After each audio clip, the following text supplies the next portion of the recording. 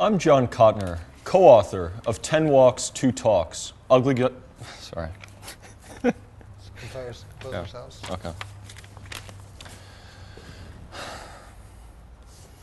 I'm John Kotner, co-author of 10 Walks, 2 Talks, Ugly Duckling Press, 2010. Today, I'll perform an excerpt from this project with Alex Karpovsky, who will fill in for 10 Walks, 2 Talks other author, Andy Fitch. Andy is, I believe, snowed in Wyoming, where he teaches in the university's MFA program. The book combines a series of 60-minute, 60-sentence walks around Manhattan and 2 dialogues about walking, one of which takes place during a late-night philosophical ramble through Central Park. Alex and I are going to read an excerpt from the other dialogue, which was recorded in a Union Square health food store that, for legal reasons, we call WF.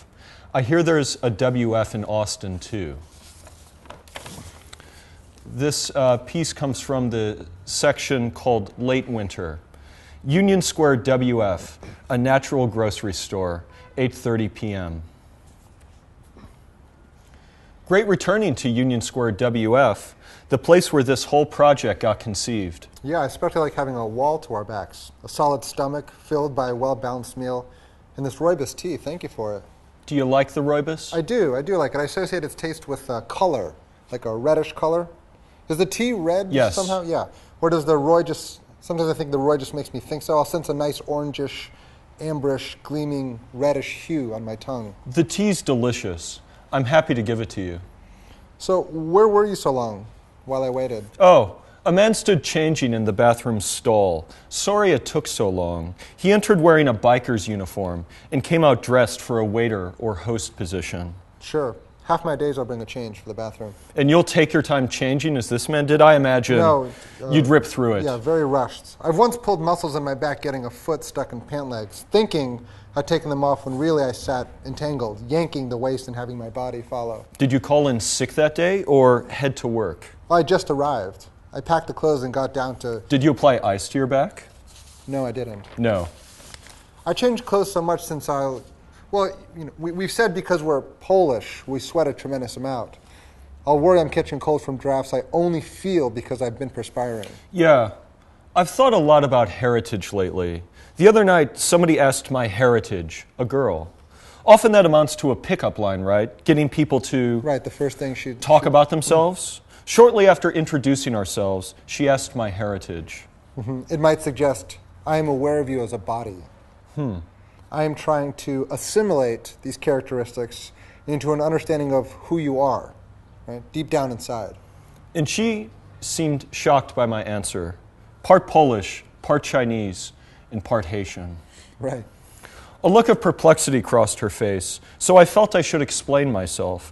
I said I'd got some Polishness and some Polish and Germanic blood from my parents, but that from 2 influential roommates, I'd gained Chinese and Haitian characteristics. For example, if I hang jogging clothes all over the apartment to dry, I feel distinctly Haitian. Could that... This is something Mrs. Merlin would do. Well, she, of course... My 80-year-old roommate on the Upper West Side. She, of course, wasn't jogging. She wasn't jogging, though she would not pay to have clothes dried, and would hang clothes on hangers throughout the apartment. I think I recall a busy apartment with Mrs. Merlin applying cream to her hip in what looked like some sort of a crib. Oh, that's her brass daybed. She did not sleep in a crib, yet she could appear as tiny as an infant. You saw the brass daybed, which her nephew purchased at a store on 112th. Or I remember several stews cooking simultaneously. Yes. Many afternoons. Friends from the building used our kitchen. I'd assume they had their own fully operational kitchens, but inevitably they'd come cooking enormous bowls, pots of stew. Goat? Goat factored into many recipes. And they did this to spend time with Mrs. M, do you think? I think so. I pictured some apparatus in a shower stall or just outside. She kept a medical chair in the bathtub every morning after waking and stretching, though I didn't stretch first thing back then. Now I'd stretch first thing, but back then I stretched mid-afternoon. Makes no sense. It makes no sense. And if I had thought about it the slightest bit, if I had questioned that practice, I would have recognized its foolishness and revised it immediately. But it had gone unquestioned so long. Still, anyway, I would wake up, and the first thing I'd do, the first thing I'd touch would be this hospital chair. I'd remove it from the bathtub. Was it pink?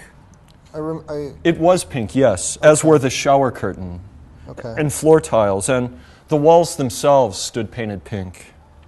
I do remember a full pink bathroom. Yeah, a monochromatic sensation.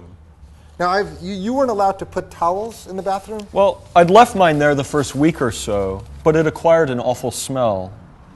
From the room itself? Well, it made contact with Mrs. Merlin's towel, and ordinarily, which shocked me, since she herself, I thought, smelled very nice. Oh, see, I wanted to say, I also remember the smell of hip cream permeating not just the living room and kitchen areas, but your bedroom as well. Yeah. Right? And I'll remember the smell of her. The smell of dead mice, too. Do you remember that smell? Yeah, I do. I was going to say, I remember the smell of mice, stews, hip cream, smoke, cigarette smoke, and altitude, 10th floor altitude. 10th floor. Most afternoons, I'd watch the sunset over New Jersey. I'd sit reading Montaigne at my desk, smoking half cigarettes, as was my style back then, and look out 2 windows toward pink sky. I seem to recollect square pillows, almost couch pillows. Mrs. Merlin, like most women I met, had an excess of pillows, and the room came furnished with a half-dozen square pillows.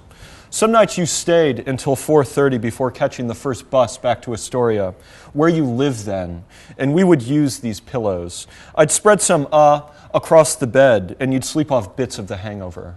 Yeah, I'd wake up with the contacts stuck flat to my eyeballs, in a way they never get from a full night's sleep, then exit with my organs shivering to catch the M60 bus back to Astoria. That fall, I'd enter the bagel shop just as it opened, 4:50 a.m. Did the owners call you by name? The man who opened the store didn't own it. He came from Central America and couldn't speak English yet. Were there any? Well, he still recognized me. So he showed signs of recognition? Oh yeah, absolutely. And joy. He'd unlock both doors and then face the consequence. Cranky customers followed me in, but I was like the son to that place. And you'd enter a shop filled with warm bakery smells? Yeah. I'd watch conveyor belts of bagels, somehow in water. They seemed to float like inner tubes. I don't know if you've ever seen a bagel operation like this. I haven't.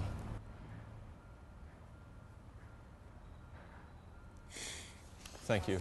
That's the keeper. Thank you. Thanks for the trial run.